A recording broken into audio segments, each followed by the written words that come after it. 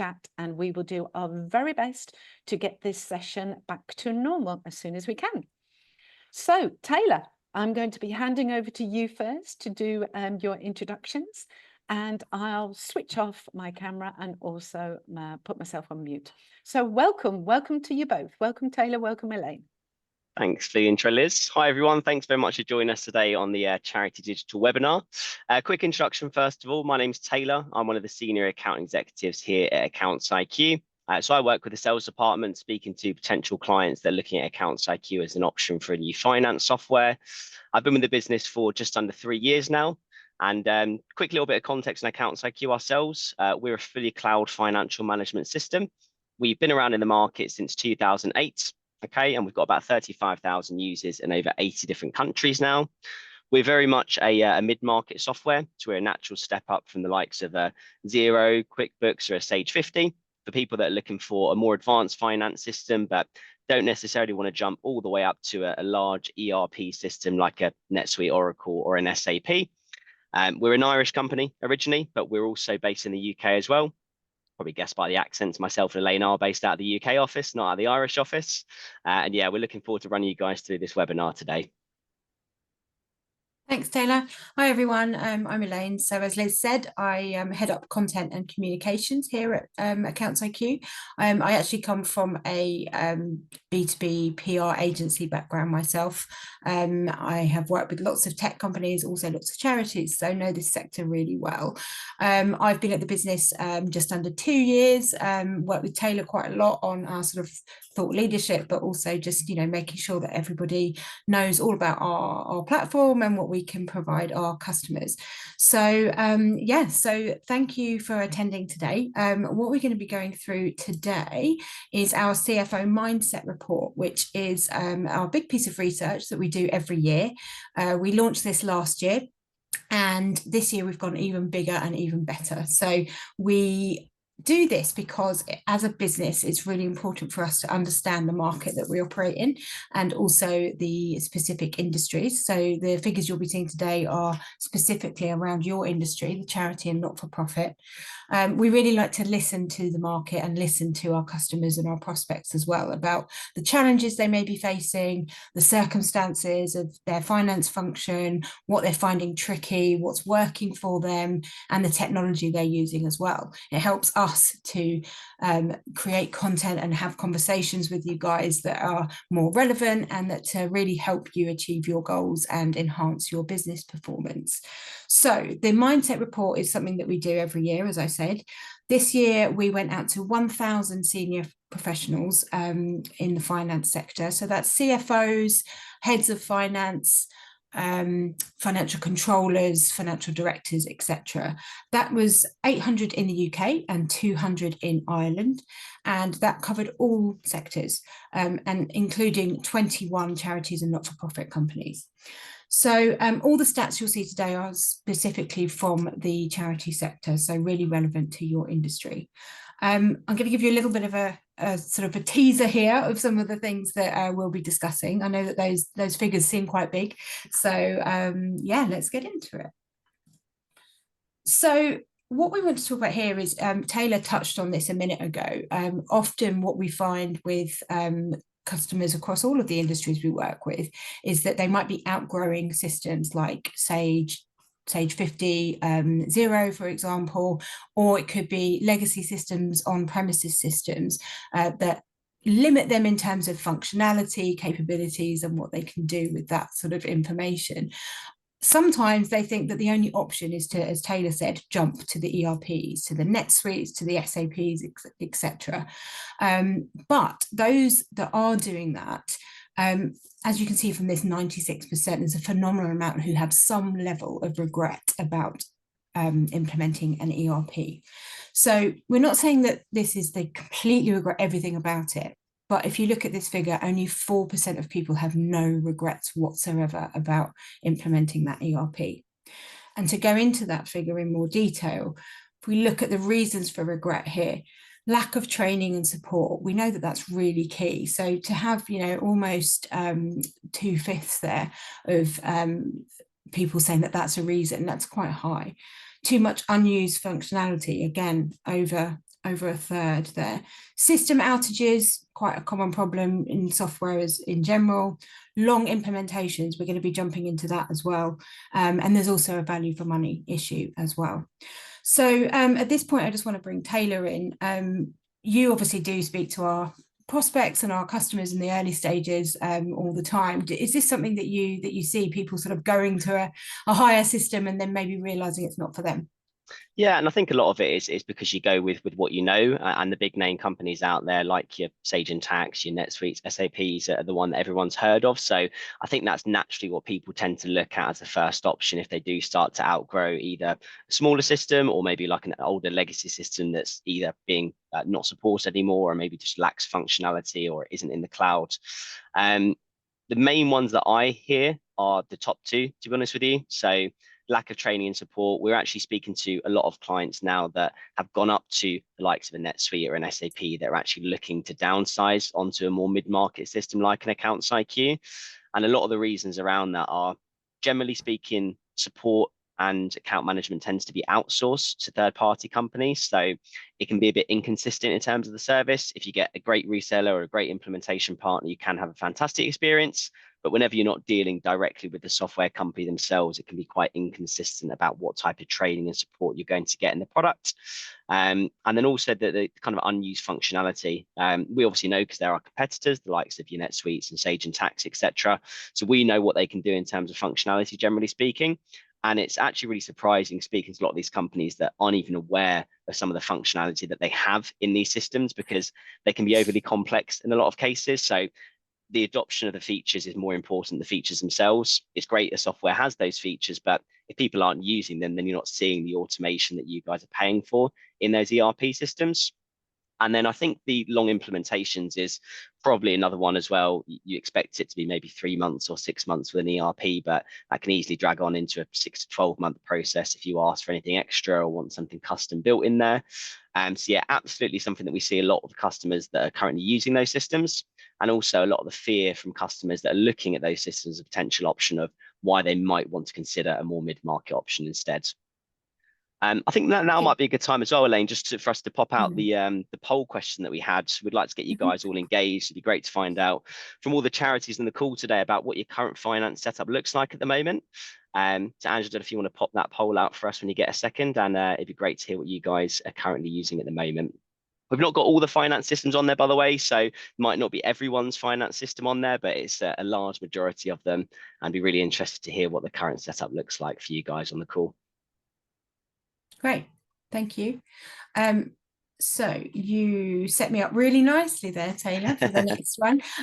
So we've put 4 to 6 weeks here, and we know that is very, very ambitious. This is, we do say to our customers that this is something that we can do. We can get you up and running in a matter of weeks, not months. However, we do know that actually for a lot of organizations, they do want to take a little bit more time, and certain things do take a little bit more. So that is kind of what people tell us is their ideal. But what is really telling about this is that 23% in this industry say that ERP implementation took over 7 months. So that's quite almost a quarter are saying that it's really taking a long time. 66% are saying that implementation was stressful as well. Now, before I explain the random kitchen picture, I just want to give you another anecdote. This is from a colleague of mine and Taylor's who used to work at an organization and that was implementing an ERP. And it was taking a long time. It was very stressful. The team was very stretched. And she was actually pregnant at the time with twins. And she was in charge of this implementation. It was very, very stressful. She actually went into early labor, but she actually took her laptop with her to hospital to deal with the issues arising from this long implementation. She then had her babies and had her lovely maternity leave. And so after 9 months or a year, she came back and the implementation was still going on. So that's just to give you a bit of an anecdote of just how long and painful these implementations can be. So now moving on to the random kitchen picture, what we like to use as an analogy here is a kitchen or any kind of house renovation. it's something that you commit to. You know it's going to be a little bit disruptive, if not very disruptive. You know that you're going to be eating up the microwave for a few weeks. You know that you're going to have to move your schedule around and make some adjustments. You also know that it's going to be a monetary investment as well. However, 2 or 3 weeks or maybe a month into the process, if the contractor turns around to you and says that suddenly they've run out of materials, or actually this tiling isn't available, so they have to go for this tiling, or this plumber is coming in instead and they cost a little bit more. Suddenly you find that your costs are spiraling and it's actually going to take a month or 2 months more than you originally budgeted for. So not only are you going to be eating out of the microwave for longer, but you're also losing control of the budget as well. And so we like to liken that to an implementation. You're in it, you can't do anything about it, but suddenly things are spiraling out of your control. So Taylor, just wanted to get your thoughts on that, obviously on my lovely analogy, but you know, is, as you said before, like the implementations can be a real sticking point for people. Yeah, absolutely. And I think, look, at the end of the day, finance teams know that any implementation, regardless of the size of the system, whether it's an entry-level software all the way up into an ERP system, is never a fun thing to do. Let's be completely honest. It's finance still have the normal finance duties to take care of. That doesn't suddenly stop because you're implementing a new system, unfortunately. But what you can do is really try and make that as smooth and as painless as possible. So going with an ERP system, again, you can have implementations as low as kind of 3 months for certain ERP systems out there, but that can be for very basic, everything's gone to plan, nothing's gone wrong, what's kitchen renovation, to use Elaine's analogy there, which obviously 99% of the time doesn't actually happen. There's always things that come up that you don't expect, whether it's the type of training, needing additional functionality or additional features, maybe an additional integration that you didn't expect first of all, that can really extend that. And there's no real limit in terms of how long these ERP implementations can take. In some more extreme cases, you could be looking at 18 months, 24 months, but typically kind of 6 to 12 months is around average for most ERPs out there. And I think a lot of that does come down to the fact that it's going to be outsourced as well.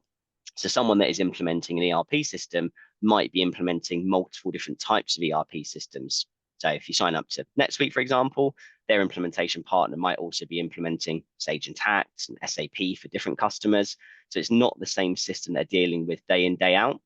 Whereas when you go for more of a kind of mid-market option, like AccountsIQ or other mid-market options out there, typically you're speaking directly to the company, and the people that are doing implementation are fully employed by that software provider as well. So all they're doing day in, day out is implementing that same product.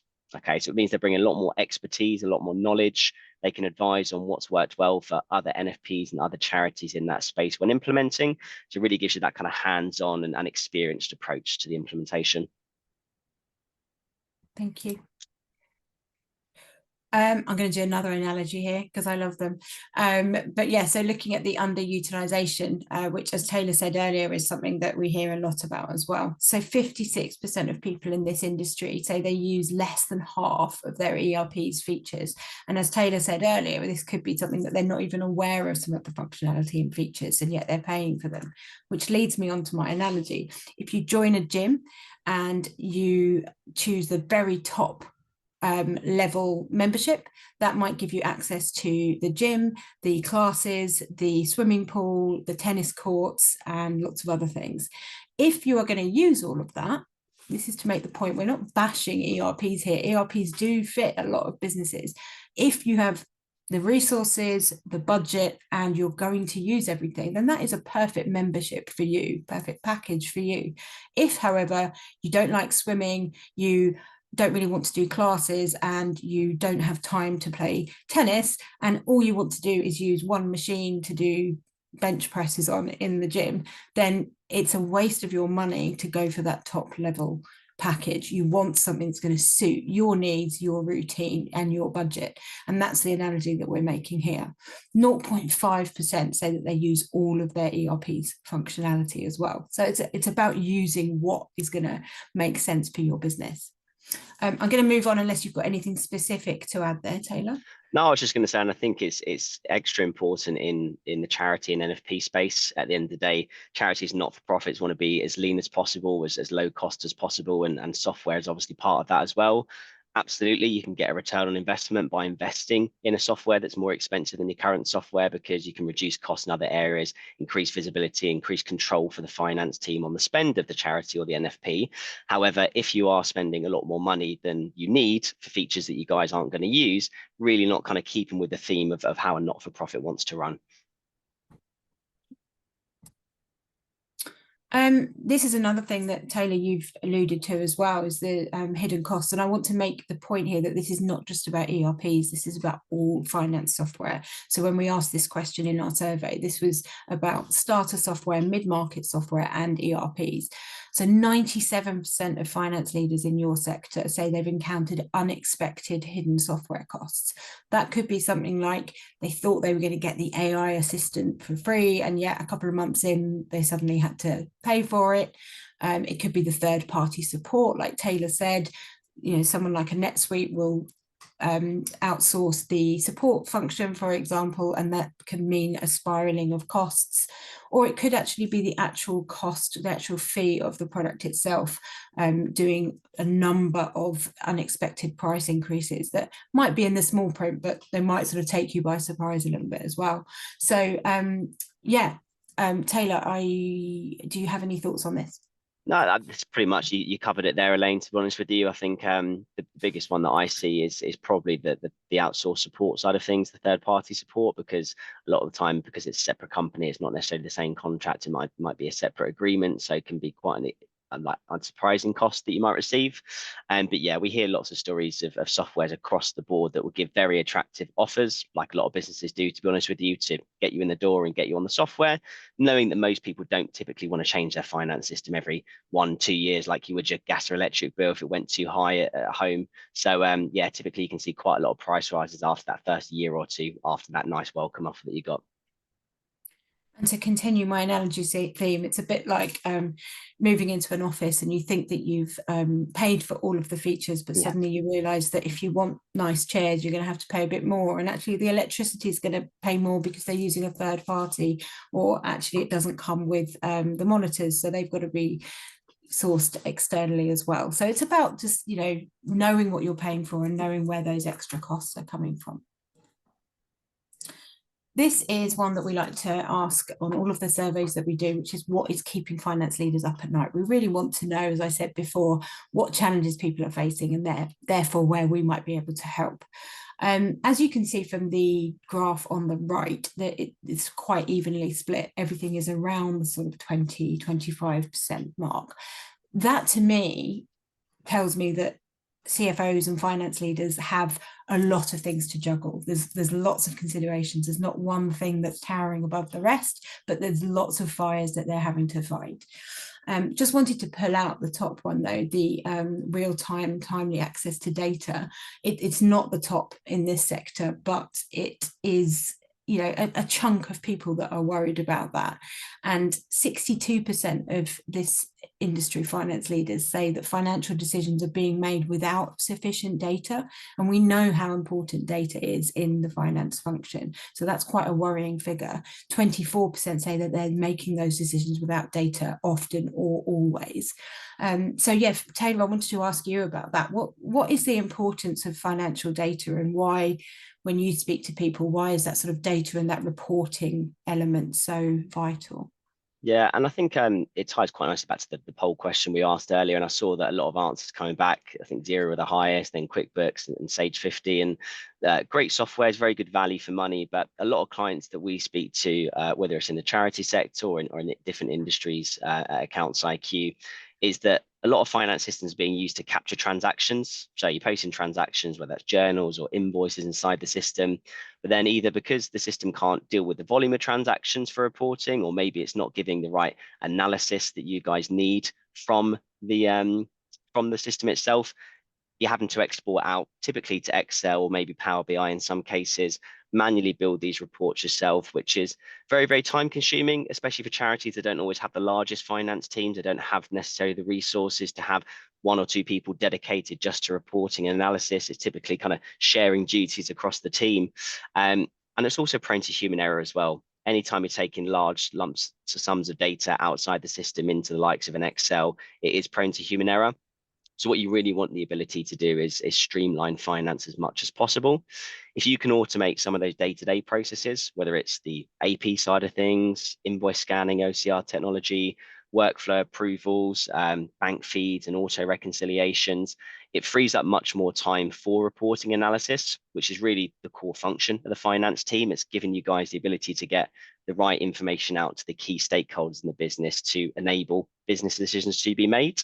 And at the end of the day, you should be doing that in a few clicks of a button, as opposed to hours, if not days on end, spent outside the finance system to build those reports and get those insights. Thank you. So we can't get this far in a presentation without uncovering the elephant in the room, which is AI, obviously. But what we didn't ask a specific AI question in this research. We asked what people think will drive change in the finance function and in their industry within the next 5 to 10 years. And again, it's a fairly even split. So decentralized finance and blockchain being a very specific one, shifts in global economic power. We know we're living in very uncertain times at the moment and very sort of volatile economic situations. So that's obviously something that is going to drive change. It's unavoidable. Regulations are obviously a huge part of the finance industry, but also of the charity industry as well. But AI and automation does just about top the concerns there. And we wanted to dig a little bit further into that. So what concerns specifically do people have about AI? So ethical decision making is a big one. So is it ethical to use AI to do this or that? Data security, obviously really massive as well. We're hearing lots of things about AI needing to be explainable and needing to have the right systems in place to make sure that these GPTs, for example, are not being trained on company data, that kind of thing, and lack of human oversight. There's obviously a level of sort of paranoia about making sure that we're checking everything that's coming out of AI. Some good news though, we did ask a similar question about fear of job losses from AI a couple of years ago, and the answer was around the 24% mark, and it's dropped this year to 13%. So what we take from this is that people aren't scared about AI replacing them or replacing their jobs as much as they used to be, but what they have got is a healthy dose of questioning and concern about how we use AI, how it's going to fit in. It's no longer a question of if, it's more a question of how. Anything to add there, Taylor? Does AI come up as a question when you're speaking to people? Yeah, pretty much every conversation, as you can imagine. It's a bit of a buzzword at the moment, and I've definitely noticed the shift. I've been working here since before we done that last survey, and I've noticed a shift myself on calls to clients that are asking about AI. It's much less fear about AI, like you said, replacing jobs. It's much more. I think now people have had hands-on experience with AI as well. I hadn't particularly used AI too much in the kind of generative sense.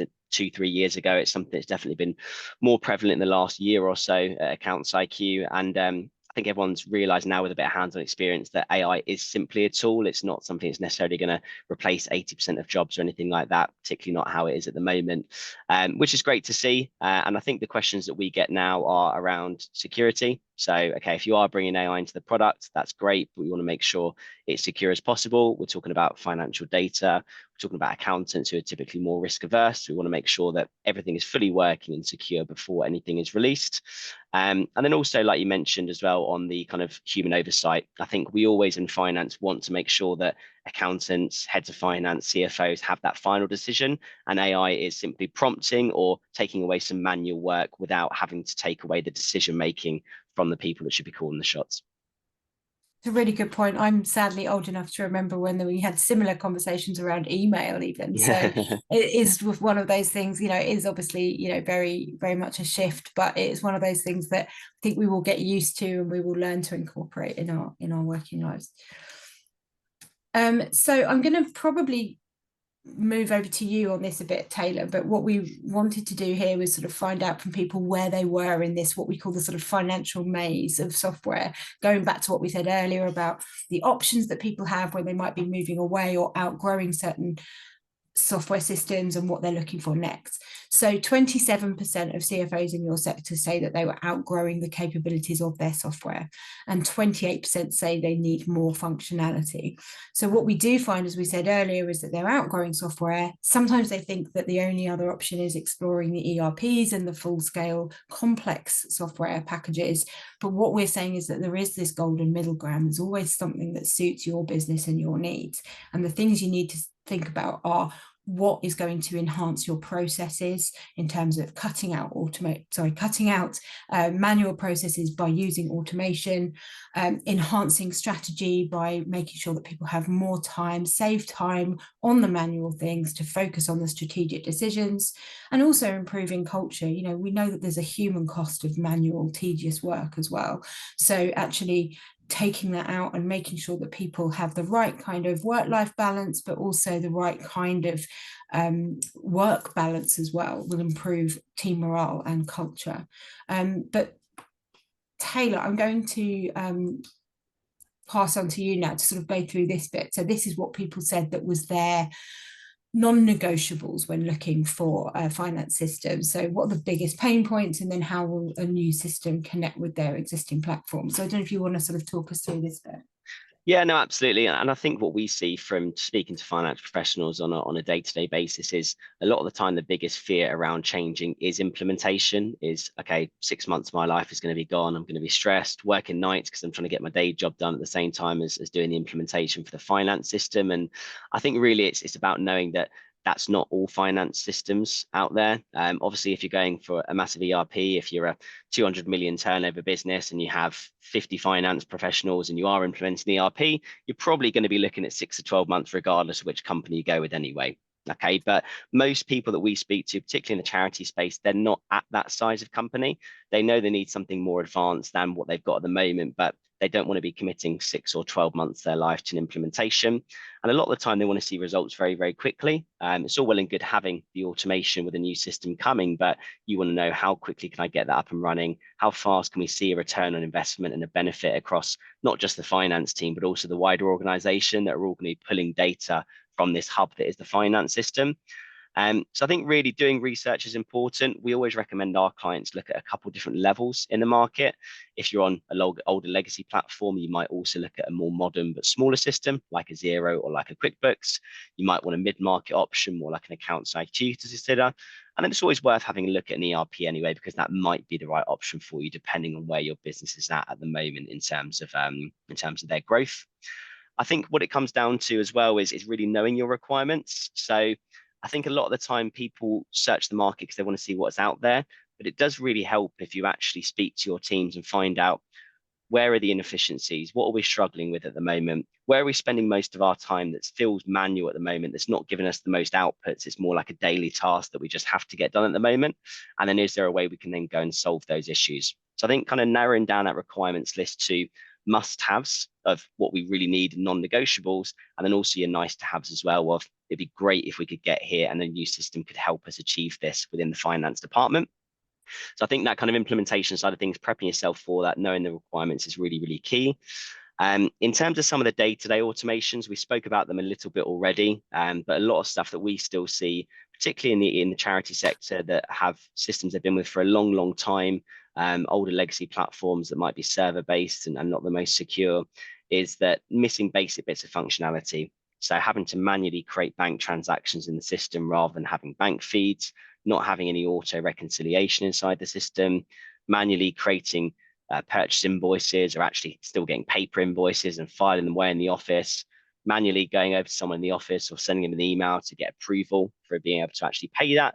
And then again, back to that kind of reports and insights as well, managing all the reporting off system, which obviously isn't ideal. You want that single source of truth from your finance platform. And then also, I think what you want to do is you want to solve for the issues that you're having now, but you also want to keep an eye on the future as well. Okay, you don't want to be changing your finance system every 2-3 years. As we mentioned, it's not a fun thing to do, implementing new finance software. Typically, you want to be with the same software for 10, 15, 20 plus years. So it means that software needs to grow with you as well. Okay, that's the importance of a cloud platform too.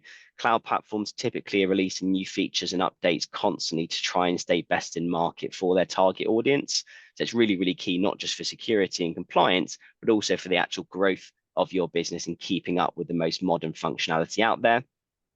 In terms of kind of the other platforms that you might be using within the business as well, I think integrations is something, particularly in the last year or so, that I've personally seen explode, going from maybe 30–40% of our clients requesting integrations to some form of other system, whether that was an expenses platform, a CRM or billing system, whether that's a manufacturing or stock system, to probably 70–80% of our clients now that have at least 1 or 2 integrations they require.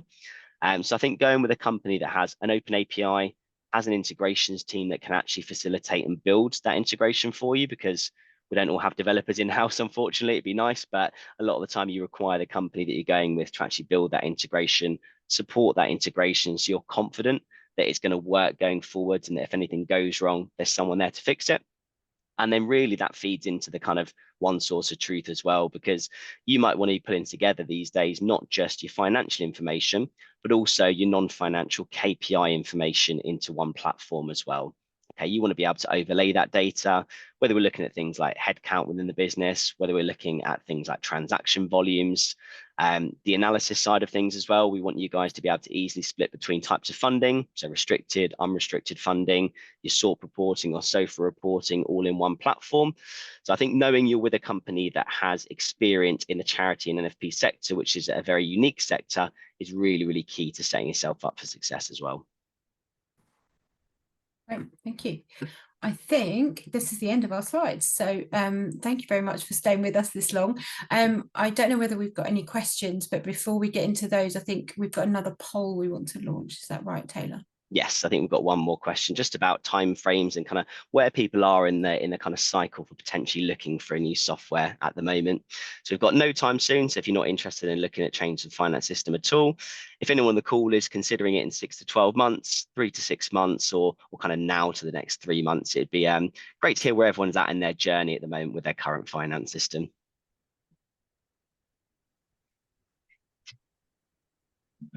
Hey. Well, that was really interesting. Thank you. Oh, the poll's just come up. Did you want to just talk over that? Yeah, absolutely. Yeah. Taylor, yeah. So it looks like about half the people aren't currently in the market looking for a new finance software. We've got a good number, though, that are in the kind of 6 to 12 month region. So I imagine kind of early research phase at the moment, potentially kind of dipping your toe in the market, exploring to see what else is out there, which is really, really key, because sometimes we don't even know what automations are out there to actually go in the market and look and speak to different companies. And then also a good chunk that are looking to move fairly quickly, so in that kind of 0 to 3 months and 3 to 6 month sector as well. So what we'll do, we'll put our contact details out on the email with the recording that comes out to you guys. So if anyone does want to get in touch with myself and Elaine to discuss it in a bit more detail about where AccountsIQ fits in the market and what we offer, we'd be more than happy to do that as well.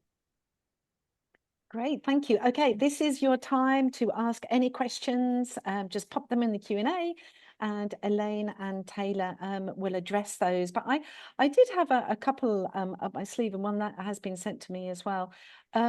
With you sort of talking about AI so much, it's such a biggie now, and obviously I guess the fear element, we've got over the fear element, but can you really see AI being used in every charity organization? And you did actually mention the part of being ethical there, Elaine, but yeah, it's sort of, did you actually confirm that it is or it isn't?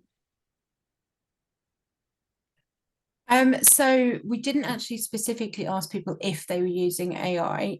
This was more about them whether they thought it was going to be a driver of change, and that definitely was a yes. In terms of do I think that AI will be used in most charities or most businesses, I think to a certain extent it's a pretty confident yes, just in terms of even, you know, the number of people that just use ChatGPT to check details, or to maybe run an email through, just to, you know, maybe change the tone of something slightly. So obviously in different sort of functions within it.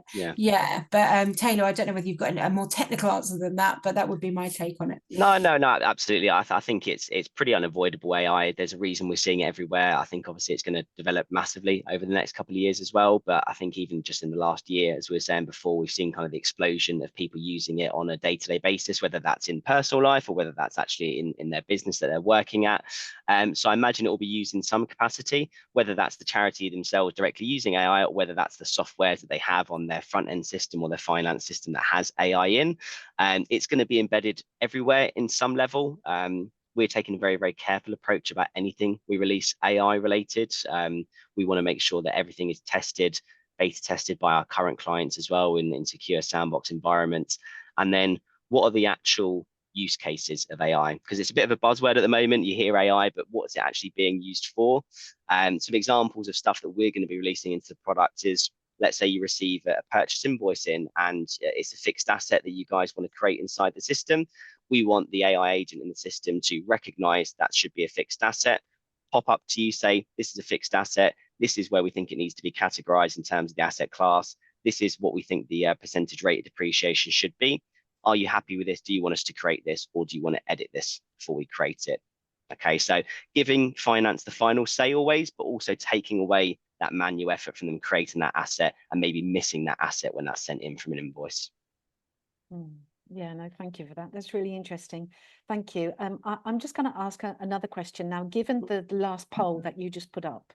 And obviously we can see that there's quite a few organizations that may be ready to do a jump, or that some that just can't do that. They've got to stay and stick where they've got. And there's such a wide range of things that maybe concern CFOs, and they keep them up at night. And how can they prioritize which element to fix first? Yeah, I think it's all about time. And at the end of the day, where are the places we're spending the most time that can be fixed? And I don't think you really necessarily know that until you do start exploring. It's obviously great to do like an internal review on processes. How long is it taking us to process invoices into the system, manually create them, send them for approval? How long does it take us to do month end and a bank rec? If it's taking you 15 days to do your month end, then you can probably realize there's some inefficiencies there, and there's some places that can be improved. And then it's about kind of drilling down into, where are we spending the most time? And then, okay, can those problems actually be solved? Because we're not going to pretend like every single problem in finance ever can be solved by one system. It's virtually impossible. But if you can tick off 80, 90% of your requirements and save, okay, rather than 15 days a month end, we're spending 5 days now a month end, that extra 10 days is invaluable to both finance and also to the wider business as well. Yeah, sure. Yes, well, I'll move over to another question I've had sort of sent to me directly. It says, for both of you, as a charity, we are under a lot of pressure, but under-resourced and time, well, obviously under-resourced at the time as well. What, in your opinion, is the first thing our finance team can do to relieve some of the pressure? Yeah, I think in terms of like under-resourced, that's typical for charities. Every charity we speak to typically would always like more people in finance, would like to be able to spread the workload more. And I think, again, it's really about drilling down into those processes, because I think in finance, you get so used to doing certain processes, certain workarounds, where whether it's a system, whether it's a different process inside the business that's maybe not very efficient, and you just get used to it on a day-to-day basis, and then those things can stack up very, very easily.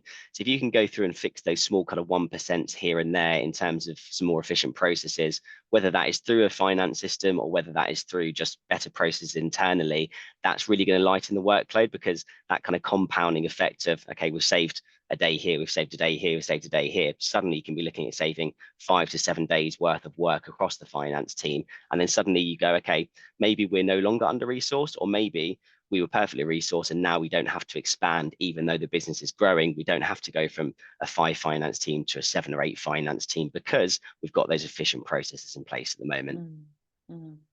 Elaine, did you want to add any more to that? I think Taylor's covered it quite well. Yeah, I don't think so. I think one of the things that we say at the end in the last slide is just to sort of really think about what your needs are, to build on what Taylor said. So, you know, really think about what is your needs analysis, what's going to make things easier, keeping those things that I mentioned in mind in terms of what's going to make processes easier, what's going to allow you to make strategic decisions for the organization, but also what's going to keep your team happy, motivated, and satisfied as well. So yeah, doing that sort of needs analysis, I would say. Yeah, definitely. Okay, we haven't got any questions in the Q&A, but I've just got one more, if I can be cheeky. Fire away. Yeah, sure. What were you saying about the story of the lady that went away and she took her laptop to the hospital, which was quite extraordinary, and then she came back 9 months later, and obviously it was still ongoing, the implementation process. Completely true story. Yeah. That's pretty shocking.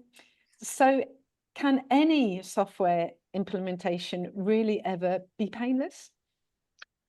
No, not completely, to be honest with you. It can be as painless as possible though. And I think the whole thing is, like I mentioned before, you're juggling two things, aren't you? Because especially if you are under-resourced, and the reason why you're changing finance systems is to try and improve that and relieve some of that workload.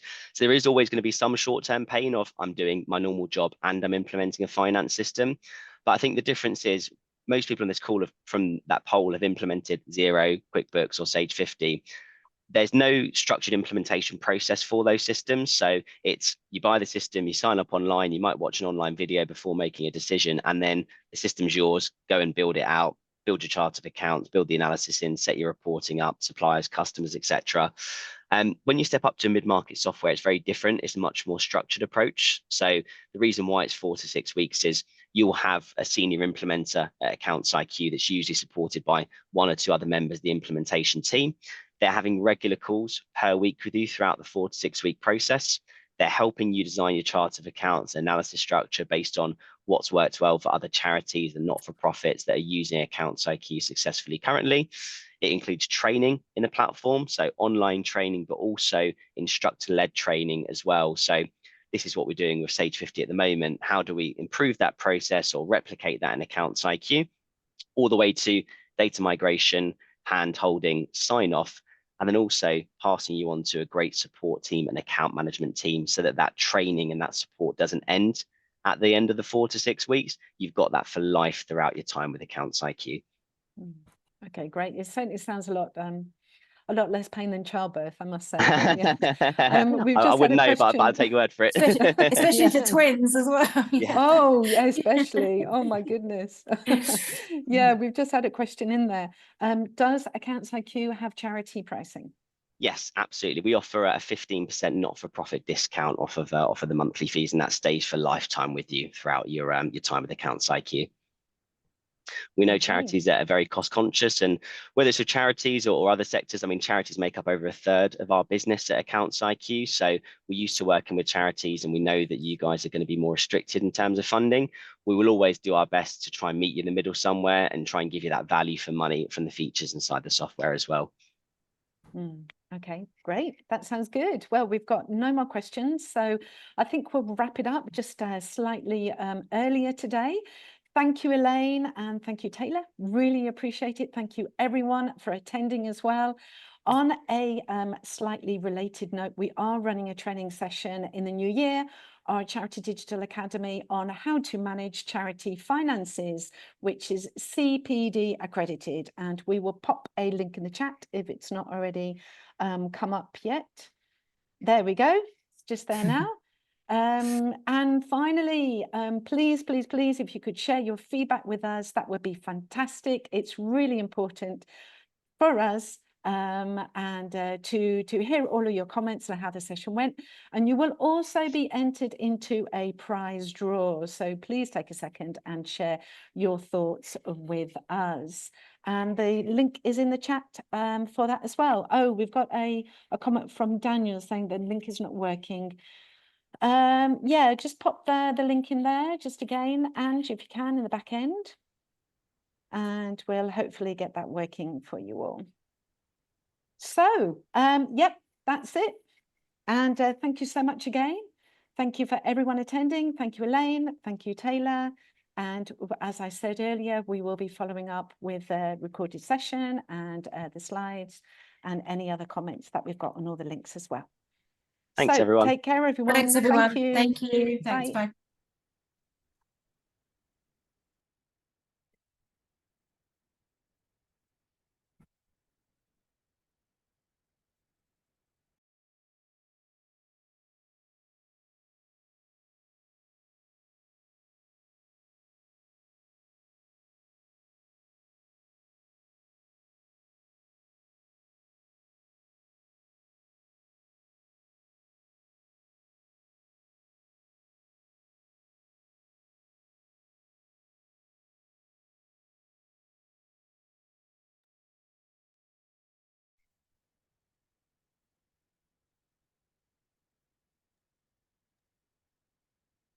Hello. I think that's everyone gone now. Yeah, that's everyone gone. everyone gone. Yeah. Thought it was the Did last you one have drop off. to? Yeah. How was Gosh, that? I just thought, just a comment from me. YouTube was so slick and smooth. Oh, thank It's you. just like, you